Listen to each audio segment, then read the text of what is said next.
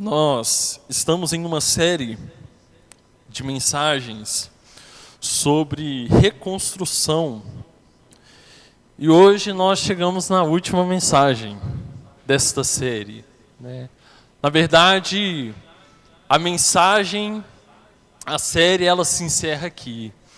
Mas o propósito de Deus de reconstruir, ele ainda continua. Amém, irmãos? Hoje nós iremos falar sobre celebrar a vitória. Princípios que nós encontramos na celebração. Novamente, nós estamos em uma construção de mensagens para você reconstruir. Você não faz de qualquer maneira. Os irmãos que mexem com obra, que entendem da construção civil, você não vai mexer no teto sem antes olhar se você tem uma base, se as paredes elas suportam. Você não vai mexer nas paredes sem antes olhar a sua base, se o chão ele suporta, se está tudo ok. Ou seja, nós temos etapas na reconstrução. E aí nós iremos falar hoje sobre o momento de celebrar. O momento em que Deus, ele concede a vitória. Os muros foram reconstruídos. Amém, irmãos? E muitas das vezes nós queremos logo celebrar. Nós queremos que Deus, ele já derrame sobre nós a bênção. Nós já queremos celebrar a vitória, mas perceba que há um caminho. Há um processo, há uma construção.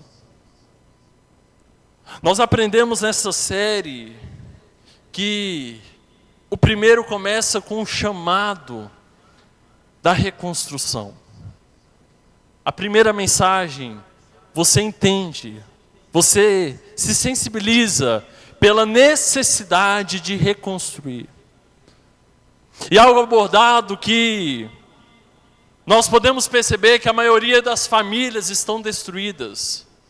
A maioria dos casamentos estão destruídos. A maioria da vida espiritual, de pessoas que estão na igreja, estão destruídas.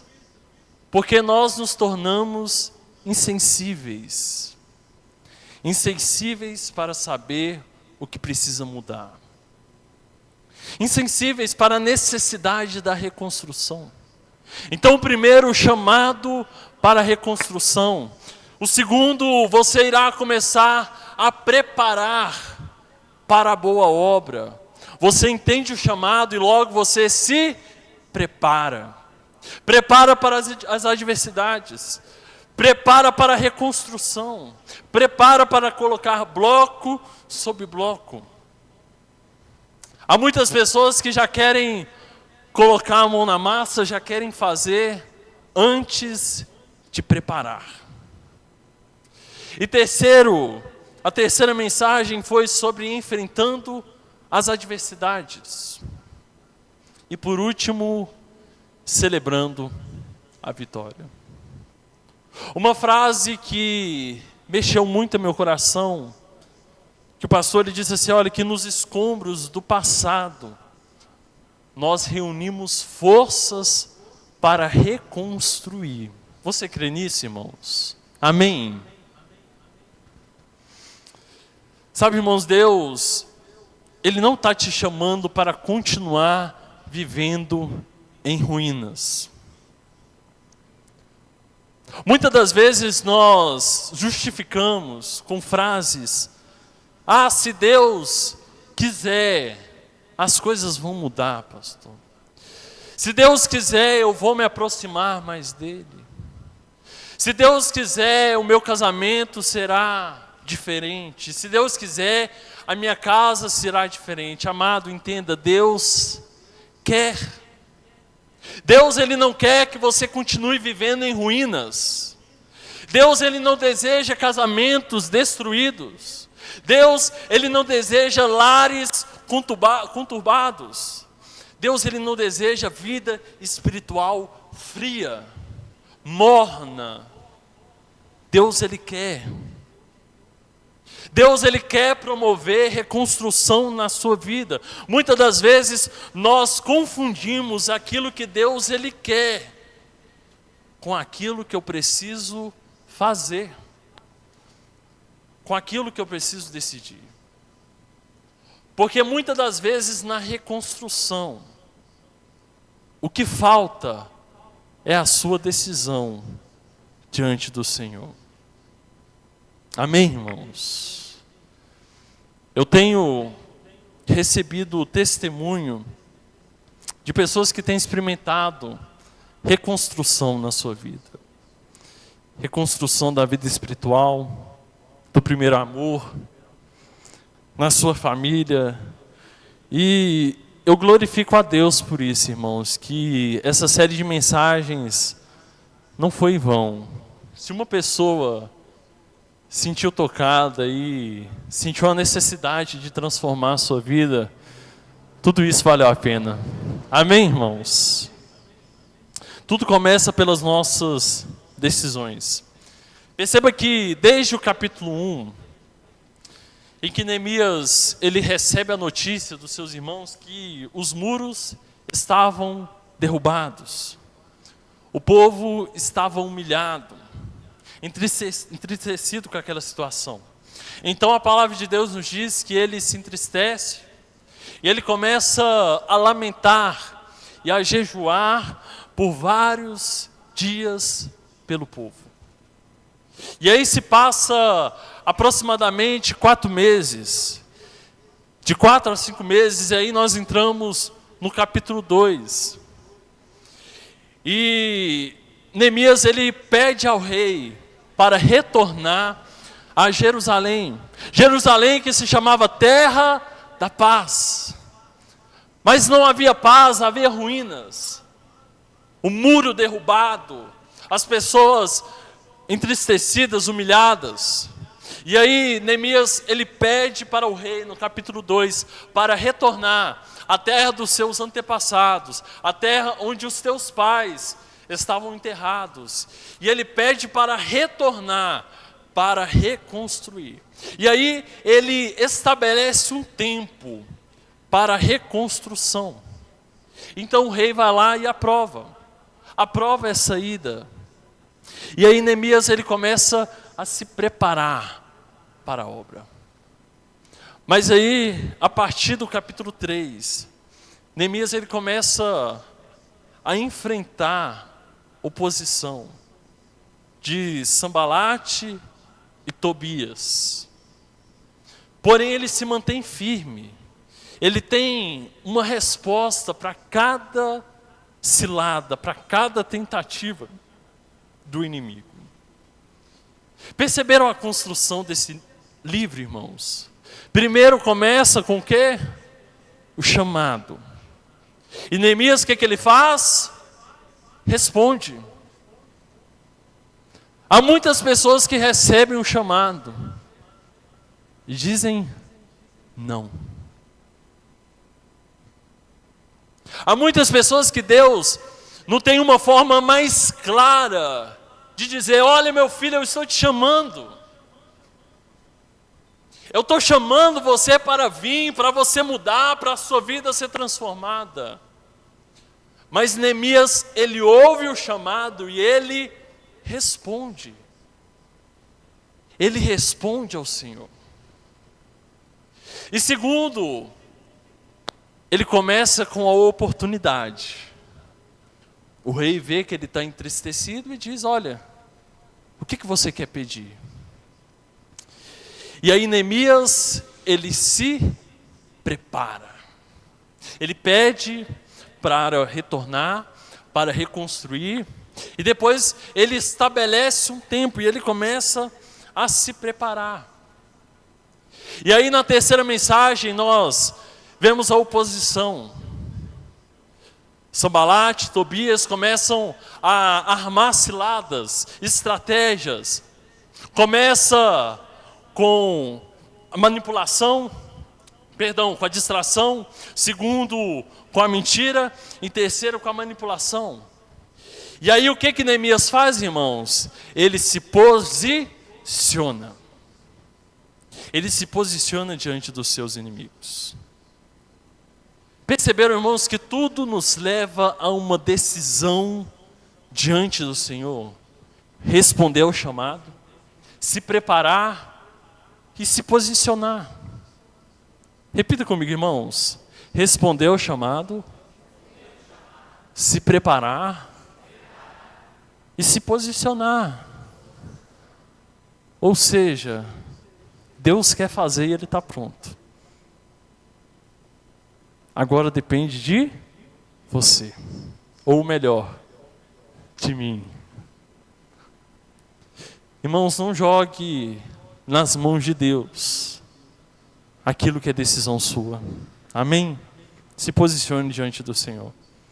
Abra comigo Neemias capítulo 6.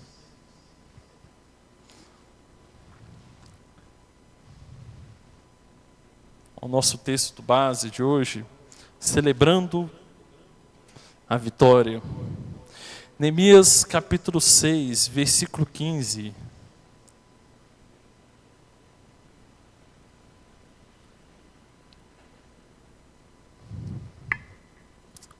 Amém? O muro ficou pronto. No 25º dia de Elul, em 52 dias, quando todos os nossos inimigos souberam disso, todas as nações vizinhas ficaram atemorizadas e com o orgulho ferido, pois perceberam que essa obra havia sido executada com a ajuda de Deus, de nosso Deus. E também naqueles dias os nobres de Judá estavam enviando muitas cartas a Tobias, que lhes enviava as suas respostas, porque muitos de Judá estavam comprometidos com ele por juramento, visto que era genro de Secanias, filho de Ara, e seu filho Joanã havia se casado com a filha de Mesulão, neto de Berequias. Até ousavam elogiá-lo na minha presença e iam contar-lhes o que eu dizia. E Tobias continuou a enviar-me cartas para me intimidar.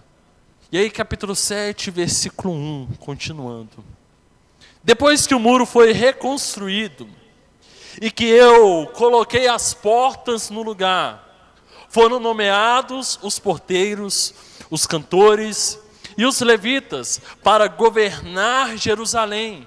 Encarreguei o meu irmão Anani e com ele Ananias, comandante de fortaleza, pois Ananias era íntegro e temia a Deus mais do que a maioria dos homens.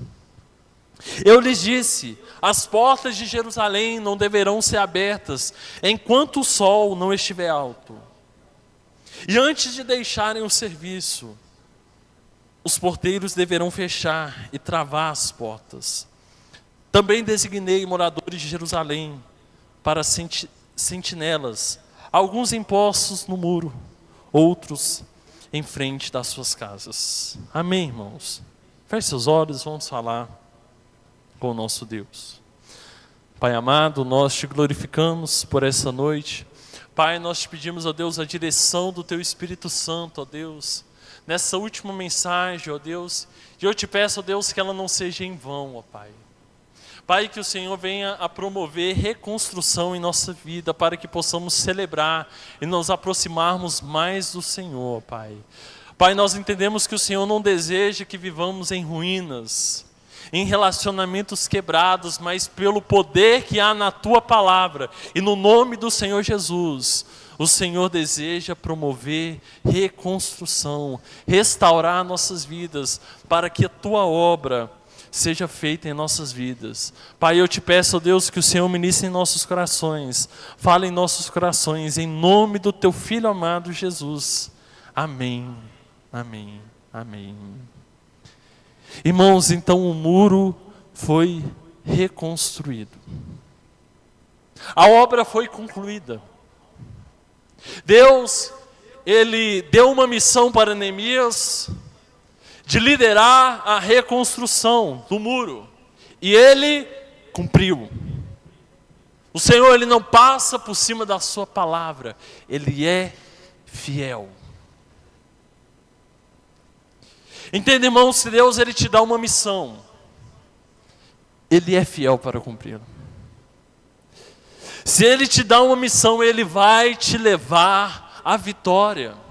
Você crê nisso? Amém? Nós encontramos alguns princípios na celebração. E o primeiro princípio encontrado nesse texto, que a missão de reconstruir, ela nunca será fácil. A missão de reconstruir é desafiadora. Mas entenda que o Senhor, Ele não nos deixará até completarmos a missão. Amém, irmãos? Perceba comigo o versículo 15 ao versículo 16 do capítulo 6, retornando. O muro ficou pronto no 25º dia de Elul, em 52 dias. Quando todos os nossos inimigos souberam disso, todas as nações vizinhas ficaram, o quê? Atemorizadas e com orgulho ferido. E por que, irmãos? Vamos ler todo mundo junto? O finalzinho? Pois perceberam que essa obra havia sido executada com a ajuda do nosso Deus. Glória a Deus. Amém, irmãos? Sabe o que a palavra de Deus ela nos diz, irmãos? Que aquele que começou a boa obra, ele é o quê? Fiel para cumpri-la até o dia de Cristo Jesus. Guarde essa palavra no seu coração. Aquele que começou a boa obra, ele é fiel para cumpri-la até o dia de Cristo Jesus. É aquilo que nós aprendemos em Josué, semana passada, na parte da manhã. Nós precisamos nos lembrar das promessas que Deus ele tem para nossas vidas. E nós devemos nos lembrar que a sua presença, ela não é temporária. A sua presença não é apenas no domingo em que você vem à igreja. A sua presença não é apenas no final de semana, não. Mas a sua presença é contínua. De fato, todos os dias, todas as horas, em todo momento, Deus, Ele se faz presente. Deus, Ele faz presente desde o momento do chamado. Deus, Ele se faz presente no momento da preparação. Deus, Ele se faz presente no momento da adversidade. E Deus se faz presente no momento da celebração. Amém, irmãos? A sua presença, ela é contínua. Perceba que desde a notícia de Neemias, na verdade, desde a destruição de Jerusalém, desde a profecia de Jeremias, até a conclusão da obra, promovida por Neemias, por Esdras, por Zorobabel, nós vemos a presença de Deus constante na reconstrução. De fato, irmãos, Deus, Ele nunca te dará uma missão sem que Ele esteja com você. E Ele vai fornecer as ferramentas necessárias para que você possa concluí-la. Você crê nisso, amado? Amém? Toda missão ela é acompanhada da providência divina. E das nossas responsabilidades também. Vemos isso na vida de Neemias, era uma promessa que Deus havia dado ao seu povo, que sim, teria os 70 anos de cativeiro. A destruição era inevitável. Por quê, irmãos? Por causa do pecado do povo. Era porque os exércitos de Israel eram menores? Era porque os homens eram mais fracos que os outros? Por que a cidade foi destruída, irmãos? Por causa do pecado do homem. Sabe, irmãos, sabe o porquê que muitas das vezes os nossos relacionamentos, a nossa vida, a nossa casa está em ruínas?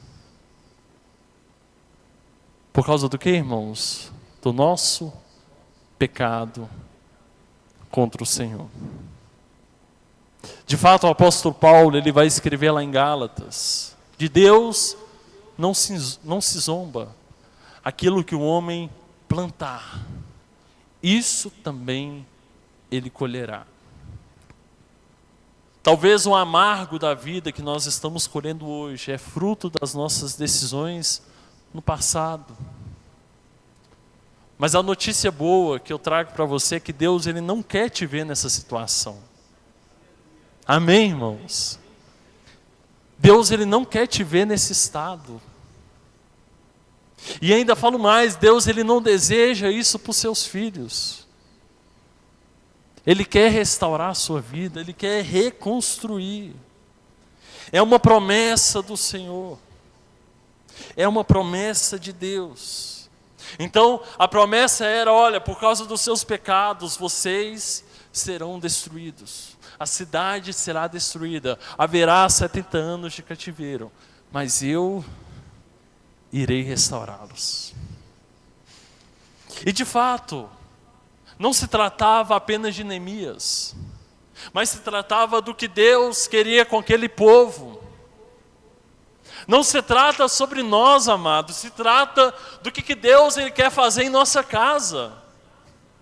Não se trata sobre você, se trata do que Deus ele quer fazer sobre a sua família. Nunca foi sobre nós, é sobre Ele. Havia algo por trás, não era apenas muros que eram reconstruídos, blocos, não. Mas Deus tinha um propósito. Deus estava lá com o seu povo, Ele tinha poder para prover sobre a vida do seu povo.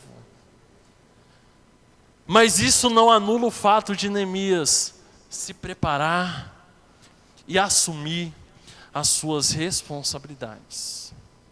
Vemos isso na vida de Josué. Deus ele prometeu a terra prometida, mas ele deveria liderar e conduzir. O povo deveria assumir a sua responsabilidade. E aí ele diz para ele assim: olha, seja forte, capítulo 1, seja forte e corajoso. Não tenha medo, porque eu estou com você. Você já recebeu uma palavra do Senhor assim, irmãos? Seja forte e corajoso, não tenha medo, pois eu estou com você. E aí Josué, ele começa a se preparar para a obra, se preparar para a jornada. Assim é a nossa vida, irmãos. Deus ele tem poder para prover, para mudar, para reconstruir. Mas entenda que as coisas elas não vão acontecer da noite para o dia, ou do dia para a noite. As coisas não vão acontecer no estralar de dedo, não. A sua vida não vai mudar de um dia para o outro. Mas as coisas elas vão acontecer. Isso eu creio com toda a convicção. Que as coisas elas irão acontecer a partir do momento que você começar a se preparar para a obra que o Senhor tem para você. Perceba os princípios em Neemias: chamado, preparação e ação. Novamente, chamado, preparação e ação. Não basta apenas ter chamado, mas é preciso se preparar. E aí, não adianta de nada preparar, se nós não estivermos dispostos a agir, a fazer aquilo que Deus nos chamou para fazer, a tomar as decisões que o Senhor nos pediu para tomar. Talvez o grande erro do homem, irmãos, está exatamente nisso. Queremos mudança, queremos a transformação na nossa casa, mas aí cruzamos os nossos braços e jogamos a responsabilidade toda no Senhor. E falamos: Deus, Senhor que faça. E aí nada acontece, e lá na frente o culpado é quem? É Deus. Não, irmãos. Deus, Ele te chamou para uma missão. Você precisa agir. Você precisa se preparar. Você precisa fazer algo. Isso não anula a confiança na providência divina, não. Deus ali está provendo. Aquilo que é impossível, Ele faz. Aquilo que é possível, está nas suas mãos. Deus, Ele não é o Deus do possível, amados. Deus, Ele é o Deus do impossível. É uma relação da providência de Deus e a responsabilidade do homem. Amém, irmãos? Faz sentido ao seu coração? Mas o que você precisa se lembrar? Que será um caminho difícil. Eu não posso mentir e facilitar para você e dizer que vai ser um mar de rosas e as coisas elas vão acontecer rapidamente e todos os dias você vai estar motivado, inspirado e alegre, as coisas vão estar fluindo. Não, irmãos. Será um caminho difícil. Será uma jornada difícil. Reconstruir talvez seja mais difícil do que construir. Reconstruir uma vida espiritual num crente há mais de 10 anos é muito mais difícil do que construir uma vida espiritual no novo convertido. E por quê, irmãos? Porque a gente tem que passar por cima do nosso ego. A gente tem que passar por cima das nossas convicções. Passar por cima do nosso orgulho. E ainda mais será um caminho que o inimigo, de todas as formas, ele tentará te parar. Irá te atrapalhar. Porque ele não deseja reconstrução. O inimigo deseja ruínas. O inimigo não deseja famílias estruturadas. O inimigo deseja lares conturbados. Onde reina a mentira, as brigas, a violência, as traições, as discórdias, as humilhações. É esse o desejo do inimigo para nós. E ele vai tentar atrapalhar a sua reconstrução. Seja num contexto que você esteja vivendo. Semana passada nós aprendemos 3 estratégias do inimigo.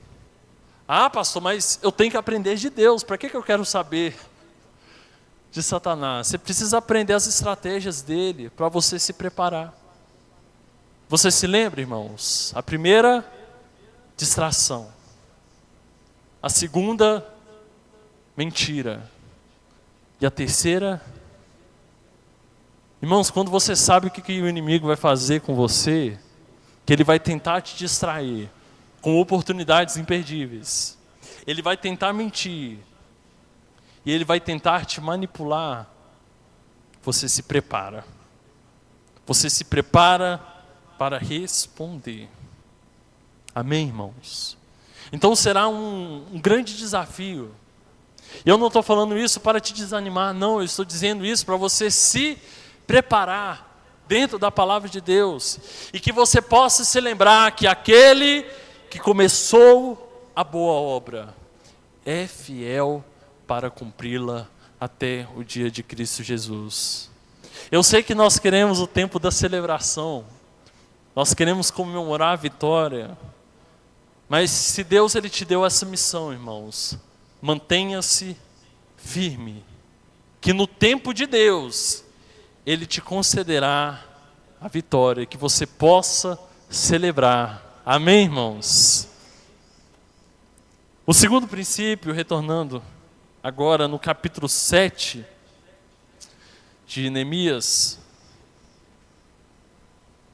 a partir do versículo 1 ao versículo 3, e o princípio é que você precisa ser zeloso com as suas conquistas. Diga isso para você, repita comigo. Eu preciso ser zeloso com as minhas conquistas. Pastor, mas o que significa isso? Perceba versículo 1, capítulo 7. Depois que o muro foi reconstruído e que coloquei as portas no lugar, foram nomeados os porteiros, os cantores e os...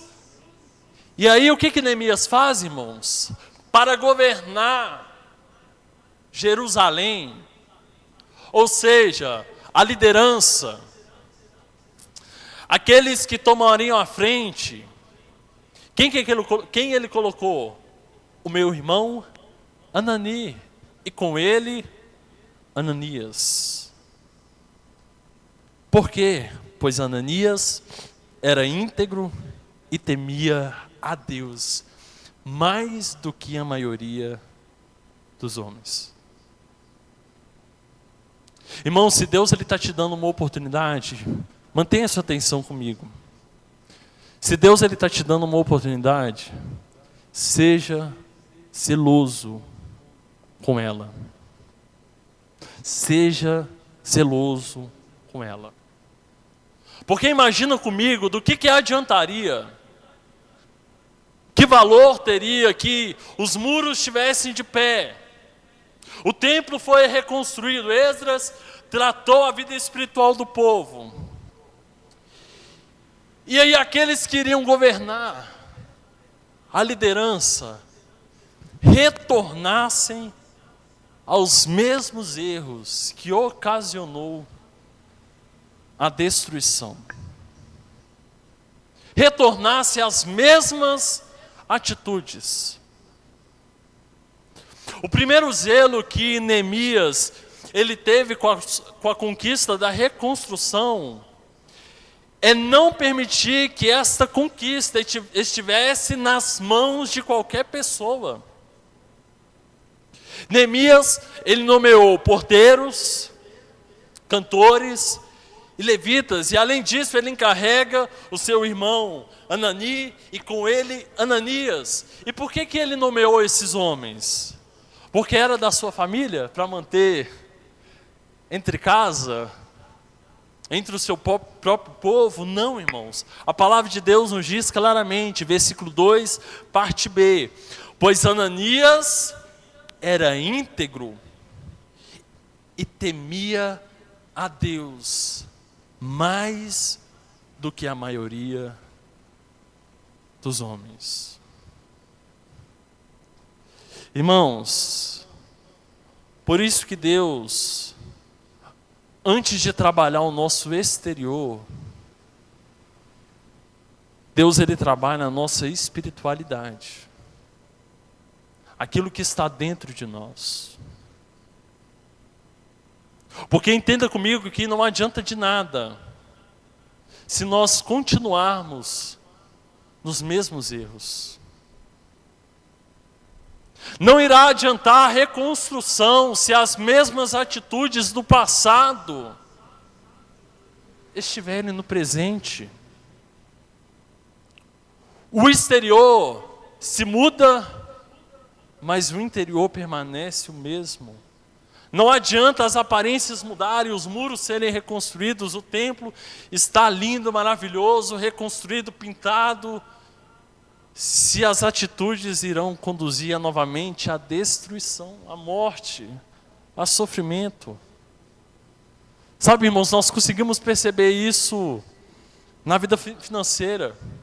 Perceba que muitas pessoas que vivem na escassez, no pouco, e são pessoas que são descontroladas financeiramente, não têm um controle, e aí elas vão lá e recebem uma bolada, recebem um grande dinheiro, uma quantidade alta.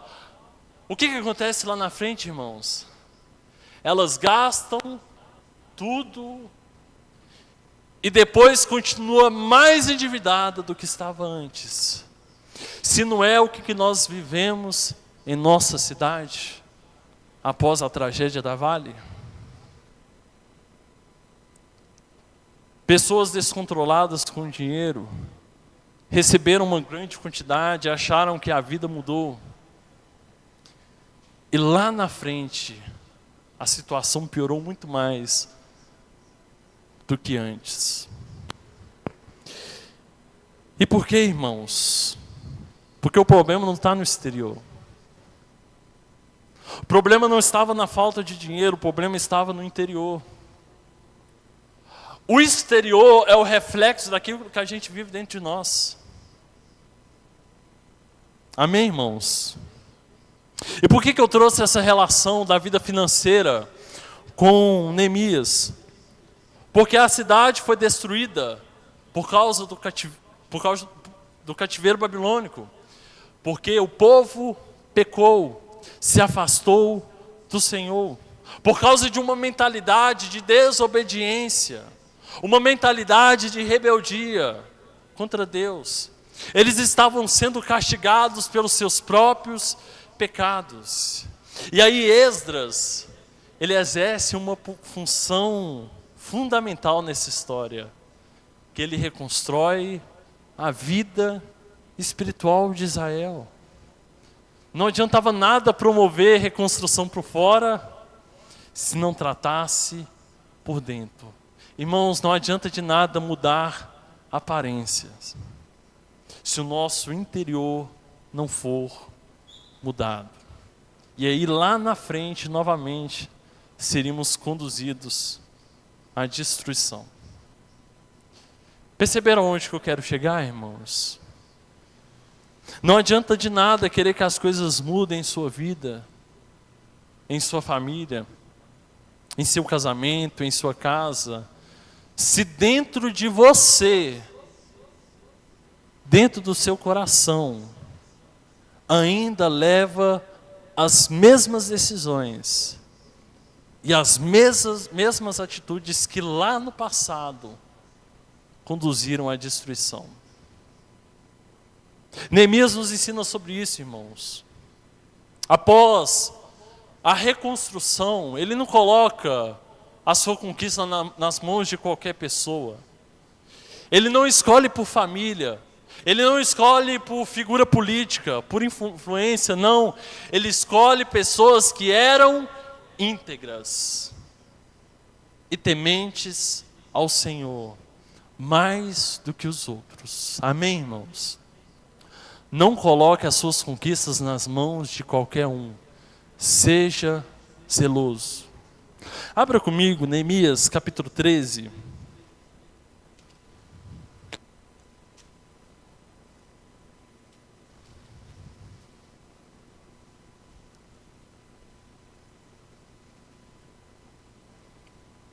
E aqui nós aprendemos algo impressionante na nossa vida, irmãos. Quero que você tenha muita atenção. Versículo 1 ao versículo 9. Olha só, naquele dia, o livro de Moisés foi lido em voz alta diante do povo. E nele achou-se escrito que nenhum amonita ou moabita jamais poderia ser admitido no povo de Deus. Pois ele, em vez de darem água e comida aos israelitas, tinha contratado Balaão para invocar maldição sobre eles. Ou seja, perceba o cuidado, a prudência. O nosso Deus, porém, transformou a maldição em bênção. Quando o povo ouviu essa lei, excluiu de Israel todos os que eram de ascendência estrangeira. Antes disso, o sacerdote Eliasibe tinha sido encarregado dos depósitos do templo de nosso Deus. Ele era parente próximo de aquele mesmo lá de semana passada, importunando, atrapalhando, tentando impedir a reconstrução. E aí olha para você ver, ele havia cedido uma grande sala,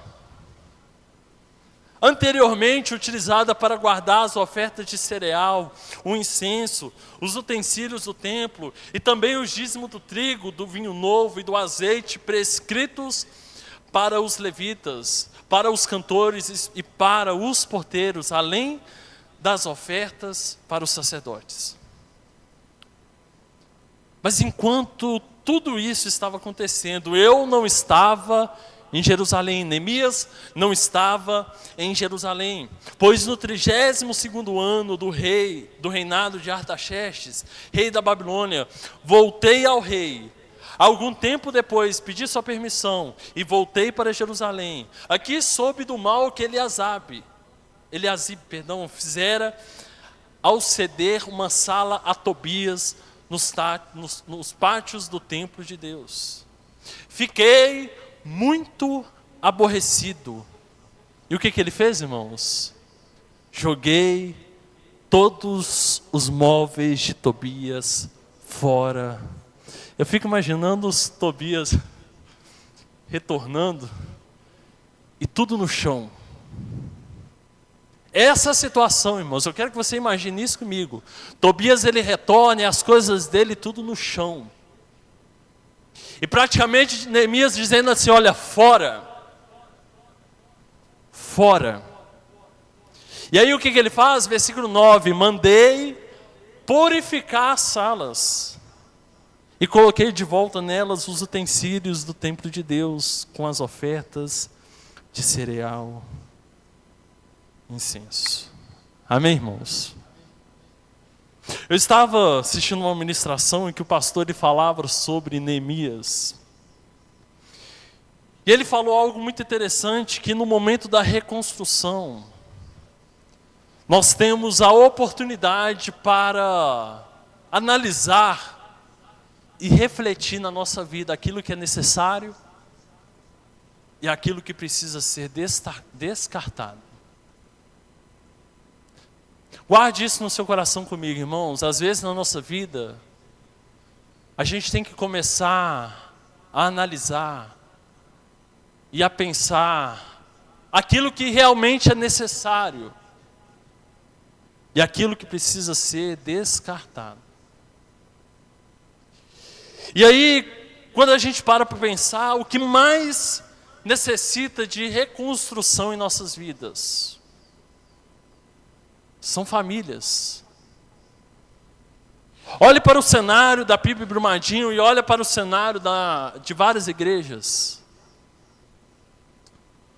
Mulheres vêm com seus filhos servir ao Senhor, enquanto homens ficam sentados, prostrados, assistindo televisão.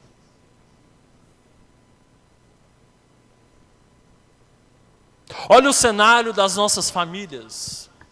Olha o cenário das casas que precisam ser reconstruídas. E aí tem coisas em nossas vidas, irmãos, que são necessárias para você que tem família e para irmãos que estão constituindo uma família. Grave isso no seu coração. Há coisas que são necessárias, mas há coisas que precisam ser descartadas da nossa vida. Não apenas coisas, irmãos, mas infelizmente também pessoas que não promovem reconstrução. Eu não estou falando aqui que você não deve amar mais e se passar do lado de você na rua, você vai atravessar para o outro lado e nem olhar na cara, não. Você vai continuar orando, você vai continuar abençoando. E se tiver uma oportunidade, você vai falar do amor e da graça de Deus. Eu não falo sobre isso, mas perceba que Tobias foi uma das pessoas que mais atrapalhou a reconstrução. o povo de Israel era uma fonte salgada. Sabe, irmãos, há pessoas na nossa vida, há pessoas que nós permitimos entrar em nossas casas, há pessoas que nós permitimos fazer parte da nossa família, que são pessoas que promovem destruição, são fontes salgadas, são amigos, ou colegas, ou até infelizmente pessoas da nossa família, sangue do nosso sangue, que diretamente ou indiretamente promovem destruição na sua vida, na sua casa, na sua família. E aí o que nós precisamos fazer, irmãos? Neemias 13, versículo 7. Eu voltei a Jerusalém, soube do mal que Eliasibe fizera ao ceder uma sala a Tobias no pátio do templo. Fiquei muito aborrecido e joguei todos os móveis de Tobia fora da sala. Mandei purificar as salas e coloquei de volta nelas os utensílios do templo de Deus, com as ofertas de cereal e incenso. Irmãos, não me entenda mal, eu tenho medo de ser mal compreendido. Nós não devemos olhar com cara feia, nós não devemos desejar mal, amaldiçoar, não. Jesus, Ele nos ensinou a amar e a orar pelos nossos inimigos. Mas isso não significa que nós devemos dar lugar para essas pessoas participarem em nossa vida, em nossa casa, em nossa família. E aí nós temos que ter a atitude de Neemias, retirar e purificar o local. Assim como Jesus amava e orava pelos pecadores, quando ele viu os ladrões no templo, o que ele faz, irmãos? Bota o povo para correr, chega quebrando tudo, tirando tudo e arrastando o pessoal para fora. Há coisas que nós não podemos aceitar em nossa vida. Há coisas que nós não podemos aceitar em nossa casa. Há coisas que nós não podemos aceitar em nossa família, amados. Você que é pai, você que é mãe, lidere a sua casa. Tem coisas que você não pode aceitar e você precisa se posicionar. Nós temos que ter zelo, irmãos, zelo com as coisas que Deus, Ele colocar em nossas mãos. Amém, irmãos? Você precisa ter zelo com a oportunidade que Deus te dá. Porque esse Deus, Ele te dá uma nova oportunidade. E você continuar a viver as mesmas coisas que você viveu lá no passado, de nada valeu. O segundo zelo que Neemias nos mostra, retornando ao capítulo 7, versículo 3. Me perdoe se eu estender um pouco essa mensagem, mas estamos encerrando a série, né? Acho que é um tempinho a mais, amém? Até meia-noite, dá? Versículo 3, capítulo 7, versículo 3. Eu lhes disse, as portas de Jerusalém não deverão ser abertas enquanto o sol não estiver alto. E antes de deixarem o serviço, os porteiros deverão fechar e travar as portas. Também designei moradores de Jerusalém para sentinelas, alguns em postos no muro, outros em frente em suas casas. Ou seja, os portões deveriam ser fechados, travados, antes dele deixarem o serviço, e só poderiam ser abertos enquanto o sol não estiver alto. O que significa isso, irmãos? Cuidado aonde há vulnerabilidade. Ah, pastor, mas quem cuida é Deus. Se Deus não guardar a casa, em vão são sentinelas. É Deus quem é o protetor, porque o Senhor, Ele é o meu refúgio e a minha fortaleza. Amém, glória a Deus. Mas vai cruzar os braços e entregar tudo nas mãos de Deus e as suas responsabilidades também, para ver o que irá acontecer, irmãos. E eu não estou falando que Deus ele não tem o poder para fazer. Deus ele provê sobre a sua vida, mas não vai caçar um serviço não, se o maná vai brotar do nada. Deus ele cuida da sua casa, mas não ensina o seu filho o caminho do Senhor e nos zele pelo seu casamento para você ver aonde que as coisas elas vão acontecer. E não é porque Deus não abandonou você não, é porque você não assumiu a sua responsabilidade. É lançar nas mãos de Deus aquilo que é tarefa minha. É jogar nas mãos do Senhor aquilo que é minha decisão. Ele diz assim, olha, se Deus não guardar a casa, em vão são... Mas ele não está falando que os sentinelas não pode ter. Não. Ele não está condenando a atitude de sentinela, mas o problema é se ele não guardar. Perceba que no Antigo Testamento Deus ia dar a vitória.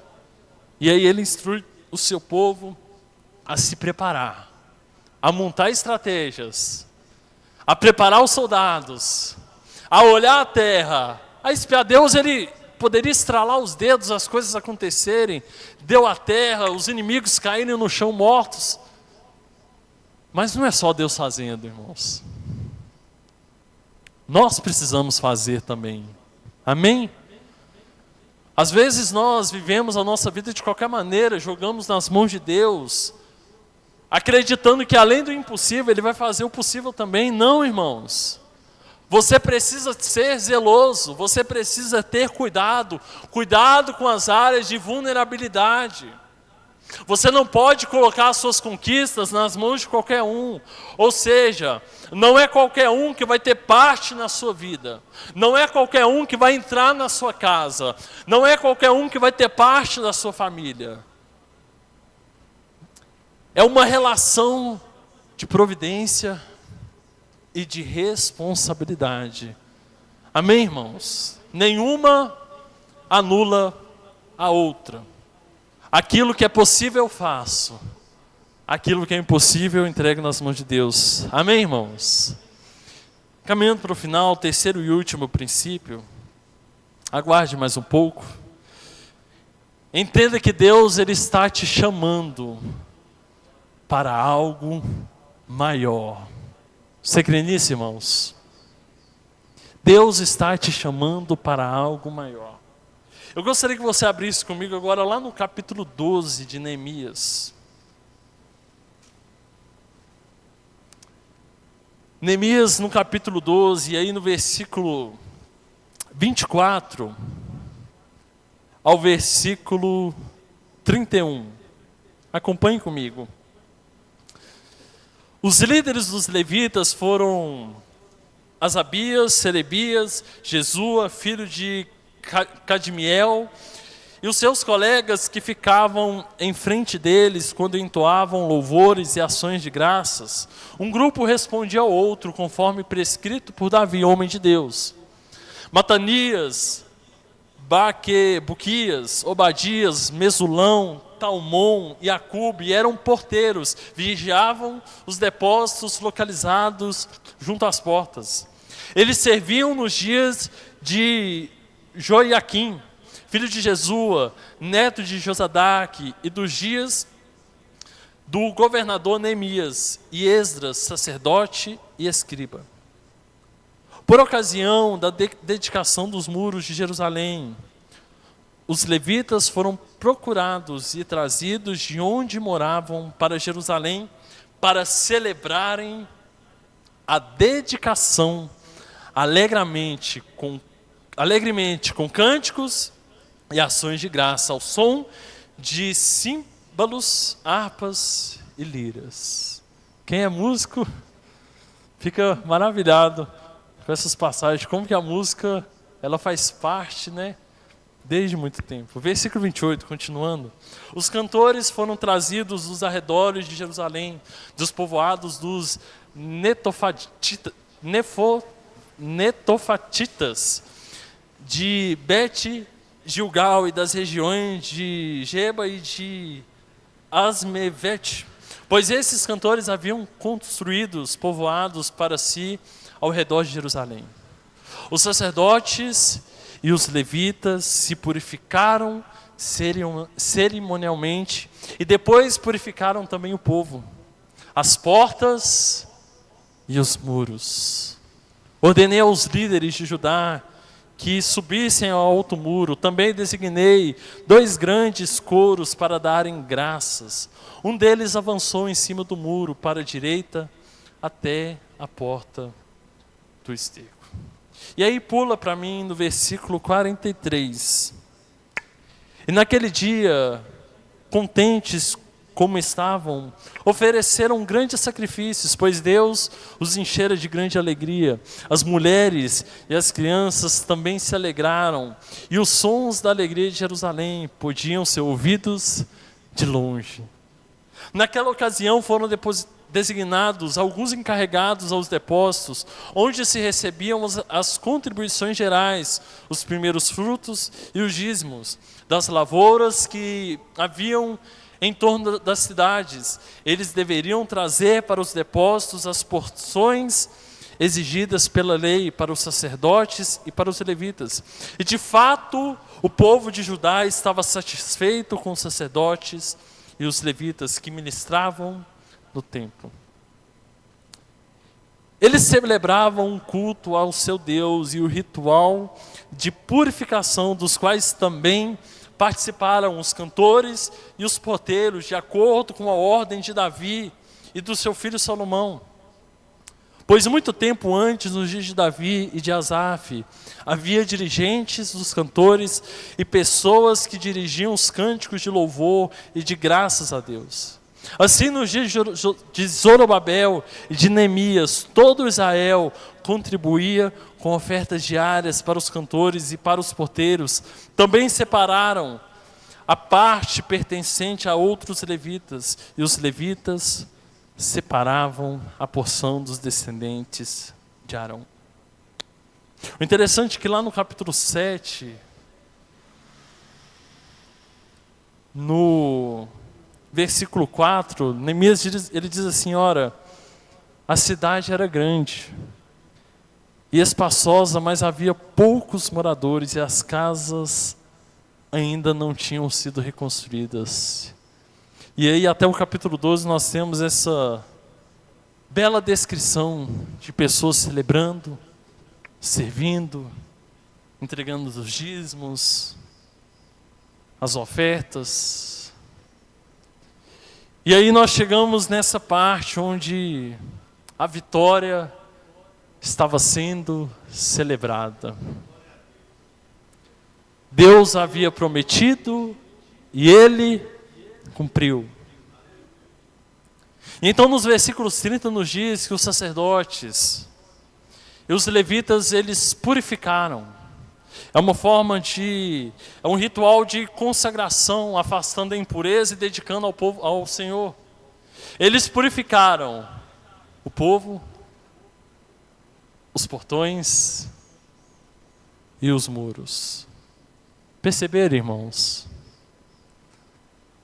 A reconstrução não se tratava de algo estético, que Deus olhava lá de cima e ficava incomodado de ver pedras sobre pedras, ruínas, coisas quebradas. Deus ele não estava preocupado com o estético, não, irmãos. E aí a gente percebe que Deus estava chamando para algo muito maior. O muro foi reconstruído, mas aqui eles consagraram o povo, os portões e os muros.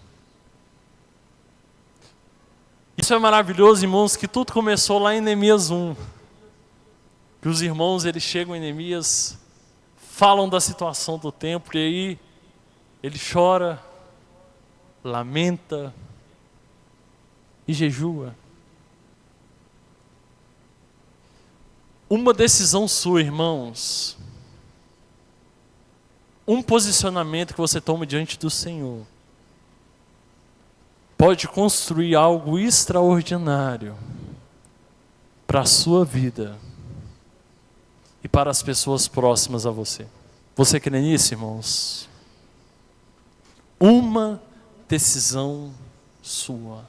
Nessa decisão de responder ao chamado de Deus e falar como Neemias: olha, pai, eis-me aqui. Eis aqui o teu servo. Neemias, ele não nos ensina que não se tratava apenas de muro, mas se tratava de princípios. E pastor, quais são esses princípios? Finalizando já, irmãos. Primeiro, o princípio do chamado. O mesmo Deus que chama é o mesmo Deus que capacita. Você crê nisso? O segundo princípio é o princípio da oportunidade. Nós devemos estar prontos e preparados para a oportunidade que Deus, Ele nos der. O terceiro princípio é o princípio da ação. Não basta apenas ser chamado, não basta apenas se preparar, mas nós precisamos agir. Tome a sua decisão, se posicione, comece a agir diante da sua família, comece a agir diante da sua casa, comece a agir diante da sua vida espiritual e veja as coisas acontecendo na sua vida, amado. E o quarto princípio é o princípio da comunhão. Um pastor chamado Carlito Paz, ele diz assim que você não constrói nada grande sozinho. Não era uma vitória apenas de Neemias, mas Esdras, Zorobabel, Neemias e o povo participaram disso. A reconstrução não era apenas visual, irmãos, era reconstruir a comunhão da comunidade. Deus, Ele está te chamando para algo maior. Amém, irmãos? Neemias nos ensina aqui, finalizando essa mensagem, a olharmos para o Senhor e cremos que Ele capacita, Ele fornece as ferramentas necessárias. A palavra de Deus nos diz que todas as coisas, elas cooperam para o bem daqueles que amam a Deus. Irmãos, posso te dizer, se você está vivendo em ruínas, e se você continuará vivendo em ruínas, não é por causa do Senhor, não. Não chegue lá na frente e culpe Deus, mas é a sua decisão diante dEle. E que neste cântico que nós iremos cantar, você possa ser sincero ao Senhor,